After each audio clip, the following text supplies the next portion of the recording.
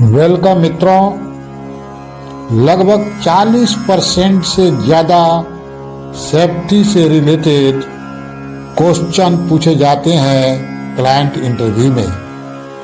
Oil and gas shutdown maintenance job के सभी प्रकार के पोस्ट के कैंडिडेट से सेफ्टी से रिलेटेड क्वेश्चन पूछे ही जाते हैं। Engineers, supervisor, technicians, fitters, fabricators, welders आदि कोई भी ऐसा ट्रेड आपको नहीं मिलेगा जिससे सेफ्टी से रिलेटेड क्वेश्चंस नहीं पूछे जाते हो। मित्रों, इसी को ध्यान में रखकर यह वीडियो बनाया गया है। मैं उम्मीद करता हूं कि यदि आप इस वीडियो को शुरू से अंत तक देखकर समझ लेते हैं तो क्लाइंट इंटरव्यू में आप आराम से पास कर सकते हैं। तो चले मित्रों, वीडियो स्टार्ट करते हैं। Now video is being started.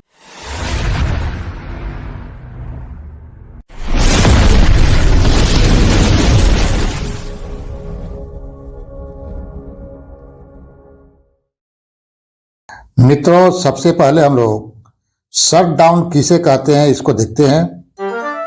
तो जब किसी प्लांट को या मशीनरी को पूर्णतः बंद कर दिया जाता है, प्रोडक्शन को बंद कर दिया जाता है, तो इस प्रक्रिया को शट डाउन कहा जाता है। तो भाई, शट डाउन क्यों किया जाता है इसको भी देखते चलते हैं। यानी कि purpose of shut down in oil and gas refinery. तो पहला कारण है शट डाउन का, किसी प्लांट और इक्विपमेंट के मेंटेनेंस के लिए शट डाउन किया जाता है। दूसरा कारण है शट डाउन का मित्रों, to install new equipment and pipeline in running plants. तीसरा कारण है शट डाउन का, फॉर क्लीनिंग और हाउस कीपिंग। यानी कि क्लीनिंग और हाउस कीपिंग के लिए भी शट डाउन किया जाता है। अब हम लोग देखेंगे मित्रों कि शट डाउन के अंतर्गत कौन कौन सी एक्टिविटी होती है। तो शट डाउन के अंदर मित्रों पहला एक्टिविटी है हॉट वर्क, यानी कि welding, grinding, gas cutting, hot tapping इत्यादि। अगला एक्टिविटी होता है इलेक्ट्रिकल एंड इंस्ट्रूमेंटल वर्क, यानी कि इलेक्ट्रिकल से संबंधित और इंस्ट्रूमेंट से संबंधित भी एक्टिविटी होती है। तीसरा एक्टिविटी शट डाउन में होता है मित्रों वर्क एट हाइट, यानी कि आप देखेंगे हाइट पर भी बहुत सारे काम होते हैं। अगला एक्टिविटी शट डाउन के अंदर है कन्फाइंड स्पेस एंट्री, यानी कि शट डाउन के अंदर कन्फाइंड स्पेस में भी एंट्री करना पड़ता है। अगला एक्टिविटी है मित्रों क्लीनिंग और हाउस कीपिंग, यानी कि शट डाउन में ही क्लीनिंग और हाउस कीपिंग का भी काम कर लिया जाता है।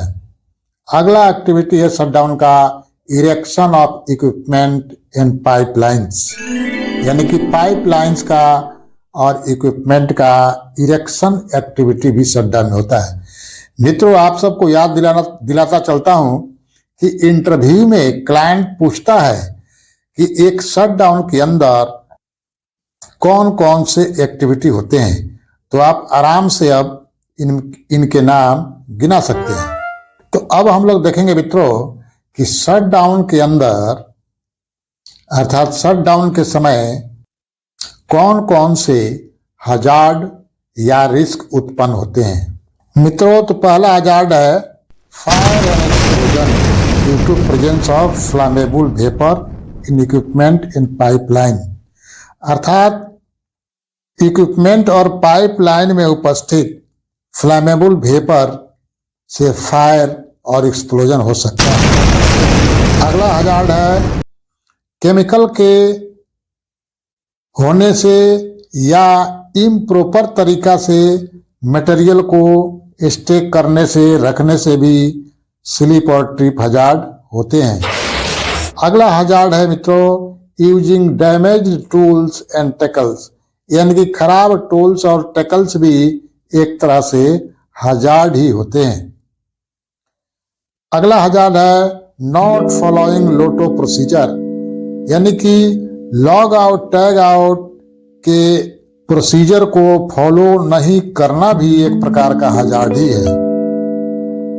अगला हजार्ड है मित्रों कन्फाइन स्पेस एंट्री, यानी कि कन्फाइन स्पेस में जाना ही अपने आप में एक हजार्ड है, जहां पर ऑक्सीजन की कमी हो सकती है, ऑक्सीजन की मात्रा ज्यादा हो सकती है, या फिर उसके अंदर कोई टॉक्सिक गैस हो सकती है।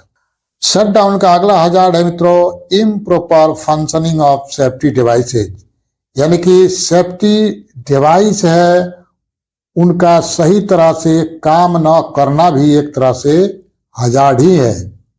नेक्स्ट हजार्ड है अनएक्सपीरियंस अनएजुकेटेड टीम, यानी कि बिना एक्सपीरियंस वाला, बिना एजुकेशन वाला टीम भी एक प्रकार का हजार्ड ही है। अर्थात मित्रों जिसको काम की जानकारी नहीं है और वो काम करने शटडाउन में पहुंच गया तो हो सकता है कि उससे कोई गलत काम हो जाए और एक आदमी के गलती से अनेक लोगों का नुकसान हो सकता है। इस प्रकार अनुभवहीन और अनएजुकेटेड पर्सन भी एक तरह से हजार्ड ही है। अगला है अनऑथोराइज ऑपरेशन, यानी कि बिना परमिट का, बिना अथॉरिटी का काम करना भी एक तरह से हजार्ड ही होता है। अगला हजार्ड हम लोग शटडाउन में गिना सकते हैं लैक ऑफ पीपीई अवेयरनेस, यानी कि पीपीई के बारे में जानकारी न होना भी एक प्रकार का हजार्ड ही है। फॉर एग्जाम्पल मान लीजिए किसी को कन्फाइन स्पेस में बीए सेट पहनना है और उसको पहनने आता ही नहीं है, तो वह भी एक प्रकार का हजार्ड ही हुआ। अब हम लोग मित्रों इन हजार्ड से कैसे हम लोग बच सकते हैं, चलें इसको जान लेते हैं। तो मित्रों हजार्ड से बचने के लिए, नुकसान से बचने के लिए सबसे पहला काम होता है कि proper planning of job to be done, यानी कि हर एक जॉब का पूरा होने का, करने का प्रॉपर प्लानिंग होना चाहिए। दूसरा हजार्ड से बचने का उपाय है मित्रों कि clarity of role and responsibility of each member of team, यानी कि काम करने वाले हर एक व्यक्ति का रिस्पॉन्सिबिलिटी और उसका रोल में क्लैरिटी होना चाहिए, यानी कि सबको अपना अपना रिस्पॉन्सिबिलिटी समझना चाहिए। अगला उपाय है हजार्ड को कम करने का या उससे बचने का मित्रों प्रॉपर एजुकेशन एंड ट्रेनिंग, और अच्छी तरह से प्रत्येक को प्रॉपर ट्रेनिंग देना चाहिए। ट्रेनिंग में प्लान ट्रेनिंग होना चाहिए, उसके बाद जॉब स्पेसिफिक ट्रेनिंग भी होना चाहिए। अगला प्रिकॉशन है मित्रों परमिट टू वर्क, मतलब permit to work for every job, job supervisor must have valid work permit, यानी कि हर एक सुपरवाइजर को बिना परमिट का जॉब नहीं करना चाहिए। अगला प्रिकॉशन है मित्रों पाइपलाइन और प्लांट में जितने भी फ्लेमेबल वेपर हैं, टॉक्सिक गैस हैं, उसको अच्छी तरह से रिमूव कर लेना चाहिए, क्लीनिंग कर देना चाहिए। मित्रों 3 तरह से इक्विपमेंट का क्लीनिंग किया जाता है, जैसे पहला है फ्लशिंग। फ्लशिंग का मतलब होता है कि उसके अंदर जितने भी फ्यूल्स है, गैस है, केमिकल्स है, उनको जो है कि बाहर निकाल देना चाहिए, फ्लश कर देना चाहिए। तो फ्लश कैसे करेंगे भाई, वाल्व को खोल देंगे, ड्रेन कर देंगे, वेंट को खोल देंगे, तो इस प्रकार उसके अंदर जो भी टॉक्सिक गैसेस, फ्यूल्स वगैरह होता है सब बाहर निकल जाते हैं, इसको फ्लशिंग कहा जाता है। और दूसरा जो है कि क्लीनिंग का तरीका है मित्रों नाइट्रोजन पर्जिंग। नाइट्रोजन पर्जिंग का मतलब होता है मित्रों किसी पाइपलाइन में या विजिल के अंदर या कॉलम के अंदर नाइट्रोजन पर्जिंग किया जाता है। तो यह क्या करता है भाई नाइट्रोजन, तो उसके अंदर जो भी फ्यूल्स है, गैस है, केमिकल्स है, उन सबको यह हटा देता है। मित्रों, आप सबको मैं यह बताते चलूं, नाइट्रोजन को साइलेंट किलर के नाम से भी जाना जाता है, क्योंकि यह एक खतरनाक गैस है। भाई, इसको साइलेंट किलर क्यों कहते हैं? मित्रों, नाइट्रोजन जब शरीर के अंदर जाता है तो यह ऑक्सीजन को हटाते जाता है, यानी कि रिप्लेस करते जाता है। शरीर में ऑक्सीजन को निकालकर उसका स्थान स्वयं ले लेता है। हम जानते हैं कि हम लोगों को जीवित रहने के लिए ऑक्सीजन कितना जरूरी है। जब शरीर में ऑक्सीजन ही नहीं रहेगा तो आदमी कैसे जिंदा रहेगा? अर्थात मित्रों, अत्यधिक नाइट्रोजन के शरीर में जाने से आदमी की मौत हो जाती है। और इसको साइलेंट किलर क्यों कहा जाता है?